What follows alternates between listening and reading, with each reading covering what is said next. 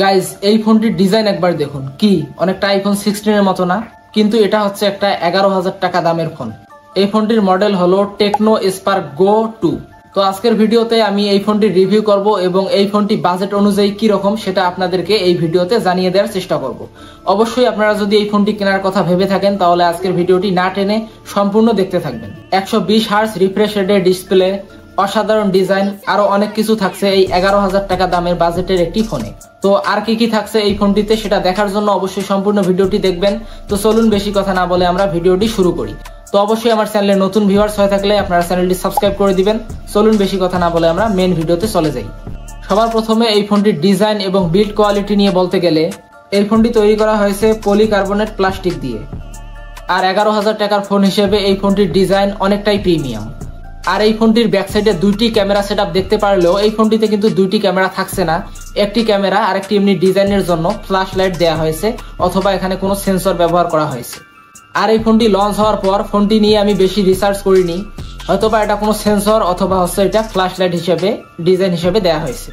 আর এই ফোনটির ক্যামেরার লেন্স 13 মেগাপিক্সেল এবং সামনের দিকে সেলফি ক্যামেরা হিসেবে দেওয়া হয়েছে 8 মেগাপিক্সেলের একটি সেলফি ক্যামেরা। তো গাইজ 11,000 টাকার একটা ফোন হিসেবে এই ফোনটা থেকে আপনারা ভালো টুকটাক মোটামুটি ফটোগ্রাফি করতে পারবেন, যেটা 11,000 টাকা বাজেট হিসেবে সন্তুষ্টজনক। আর এই ফোনটির বেস ভেরিয়েন্ট শুরু হবে 4 এবং 64 জিবি দিয়ে। আর এই ফোনটির সামনের দিকে ব্যবহার করা হয়েছে 6.67 ইঞ্চি সাইজের একটি আইপিএস ডিসপ্লে। আর ডিসপ্লের প্রোটেক্টর হিসেবে ব্যবহার করা হয়েছে কর্নিং গরিলা গ্লাস। ফোনটির ডিসপ্লে কাট আউট হিসেবে ব্যবহার করা হয়েছে পাঁচহুল ক্যামেরা কাট আউট, যেটা দেখতে আসলে অনেকটাই প্রিমিয়াম লাগে। আর অবিশ্বাস্যভাবে 11,000 টাকার একটি ফোন হওয়া সত্ত্বেও এই ফোনটিতে দেওয়া হয়েছে 120 হার্টসের রিফ্রেশ রেট। মানে 11,000 টাকার ফোন হওয়া সত্ত্বেও এই ফোনটি থেকে আপনারা ভালো স্ক্রল এক্সপিরিয়েন্স পেয়ে যাবেন। আর এই ফোনটি পেয়ে যাবেন আপনারা দুইটি কালারে, টাইটানিয়াম গ্রে এবং ইঙ্ক ব্ল্যাক। আর এত কম দামি একটা ফোন হওয়া সত্ত্বেও এই ফোনটিতে দেওয়া হয়েছে IP64 ডাস্ট ওয়াটার রেজিস্ট্যান্ট, মানে হালকা বৃষ্টির পানিতে অথবা যে কোনো পানিতে এই ফোনটি খুব ভালোভাবেই সার্ভাইভ করতে পারবে। আর এই ফোনটির ব্যাটারি নিয়ে বলতে গেলে 11,000 টাকার একটা ফোন হিসেবে এই ফোনটিতে দেওয়া হয়েছে 5000 মিলি এম্পিয়ারের একটি বিগ ব্যাটারি। চার্জিং ব্যাকআপের কথা বলতে গেলে অনায়াসেই আপনারা এই ফোনটি থেকে একদিনের মতো ব্যাটারি ব্যাকআপ পেয়ে যাবেন। এবং ফোনটিকে চার্জ করার জন্য বক্সের ভিতরেই দেওয়া আছে 15 ওয়াটের একটি চার্জার। ফোনটির নিচের দিকে আসলে দেখতে পারবেন একটি টাইপ সি পোর্ট এবং একটি 3.5 মিলিমিটারের হেডফোন জ্যাক। আর এই ফোনটিতে প্রসেসর হিসেবে ব্যবহার করা হয়েছে একটি ইউনি এসওসি টাইগার সিরিজের প্রসেসর, ইউনি এসওসি টাইগার 7250 প্রসেসরটি। ফেসবুক, ইউটিউব, ইনস্টাগ্রামের মতো লাইট অ্যাপসগুলো এই ফোনটি দিয়ে ইজিলি ব্যবহার করতে পারবেন।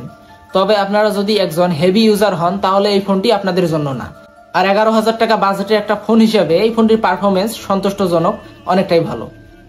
এই ফোনটি দিয়ে আপনারা হাই গ্রাফিক্সের কোনো গেম প্লে করতে পারবেন না, তবে টুকটাক এমনিতেই ছোটখাটি কোনো গেমগুলো ইজিলি এই ফোনটি দিয়ে খেলতে পারবেন।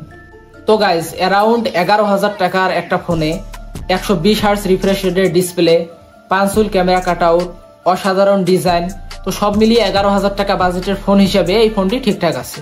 যদি কিনা আপনার বাজেট 11,000 টাকার ভিতরে হয়ে থাকে তাহলে এই ফোনটি চাইলে নিতে পারেন, ফোনটি ভালো আছে।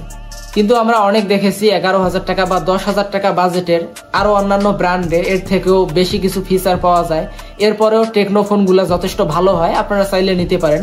একটা লো বাজেটের ফোন হিসেবে এই ফোনটা কিন্তু একদম খারাপ না।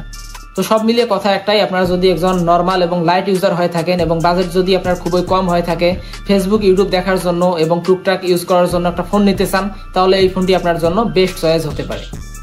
তো গাইজ এই ছিল আমাদের আজকের ভিডিও টেকনো স্পার্ক গো 2 এই ফোনটিকে নিয়ে।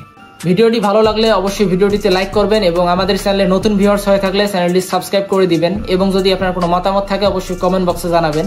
নেক্সট টাইম আমরা আমাদের চ্যানেলে এরকম নতুন কন্টেন্ট নিয়ে আসার চেষ্টা করব। তো গাইজ দেখা হচ্ছে পরবর্তী নতুন কোনো ভিডিওতে নতুন কোনো টপিকের সাথে। ততক্ষণ সকলেই ভালো থাকবেন, ধন্যবাদ।